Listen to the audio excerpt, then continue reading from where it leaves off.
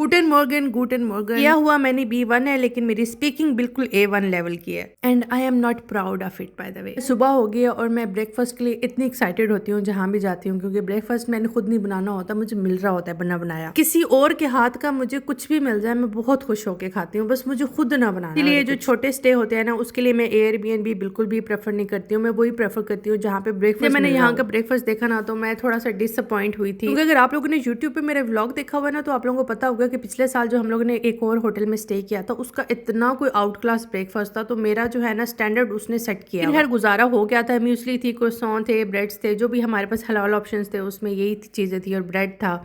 गुजारा हो गया था। अच्छा, मैं जहाँ भी जाती हूँ ना मैं अपनी पीजी टिप्स लेके जाती हूँ, क्योंकि मिल्क तो होता ही है और हॉट वाटर भी होता है, तो मैं हॉट वाटर में डालती हूँ पीजी टिप्स और ऊपर उसको 5-6 दफ़ा बना लेती हूँ उस चाय को ना, फिर ऐसे मेरा बहुत अच्छे से गुजारा हो जाता है। लेकिन अगर मैं चाय ना पीऊँ ना तो, और कॉफ़ी पर्सन मैं हूँ नहीं, कॉफ़ी अगर पी भी लूँ ना तो वो जो एक तलब होती है ना वो नहीं खत्म होती है। 10:30 चेकआउट था और हम लोगों ने टाइम पे चेकआउट कर लिया। धूप बहुत अच्छी निकली हुई थी। ये धूप पता नहीं कितने दिनों के बाद हमारे मुंह पे पड़ी थी। पूरा रास्ता जो है ना धूप हमारे चेहरे पे पड़ती रही थी और धूप की तपिश महसूस हो रही थी, जो सन की सही वाली तपिश होती है ना, जो अच्छी लगती है आपको, गर्मी वाली नहीं, सर्दियों वाली धूप की तपिश, वो चीज़ आ रही थी। स्किन केयर मैं जर्मनी में करती हूँ। जब मैं पाकिस्तान जाती हूँ तो मेरा फ़ौरन अगले दिन ही जो है ना कलर बिल्कुल टैन हो जाता है। तो मेरी फैमिली कहती है तुम तो कहती हो कि तुम्हारा बड़ा रंग साफ हुआ हुआ है, तो ये कैसी शक्ल है ना। तो मैं उनको समझा नहीं पाती हूँ कि मैं सच बोल रही हूँ।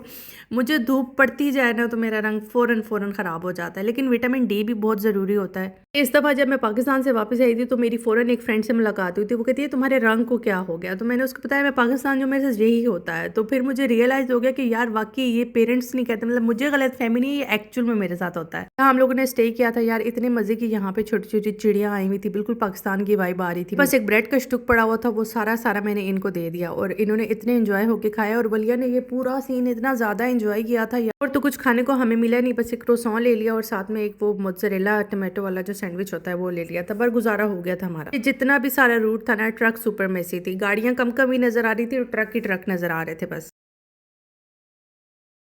शुक्र है ट्रैफिक जैम नहीं थी, क्योंकि लास्ट टाइम जब हम लोग इस रूट से आए थे पूरी ट्रैफिक जैम थी 1.5 घंटे के लिए और हम लोग इतना लेट पहुंचे थे। और इस दफ़ा हम रिलेटिवली बहुत जल्दी पहुंच गए थे। 3:30 बजे हम लोग फ्लोरेंस में पहुंच चुके थे। हम लोगों ने थोड़े से दिन यहाँ रहना है, इसलिए हम लोगों ने Airbnb बुक किया था, क्योंकि फिर किचन के बगैर आपका गुजारा नहीं होता अगर आपने 3-4 दिन से ज़्यादा रहना हो तो। रेस्ट करने के बाद हम लोगों ने बेसिक ग्रोसरी कर ली और केयर फॉर एक है यहाँ की सुपर मार्केट। यहाँ पे एक अराबियाता पास्ता मिलता है जो कि बहुत ज़्यादा टेस्टी होता है। ये पिछले साल भी हम इसी सबब में रहते, इसलिए मुझे थोड़ा बहुत आइडिया है चीज़ों का। इंशाल्लाह मैं और आपको व्लॉग्स दिखाऊंगी कि मुझे इटालियन ग्रोसरी में क्या चीज़ मज़े की लगी है।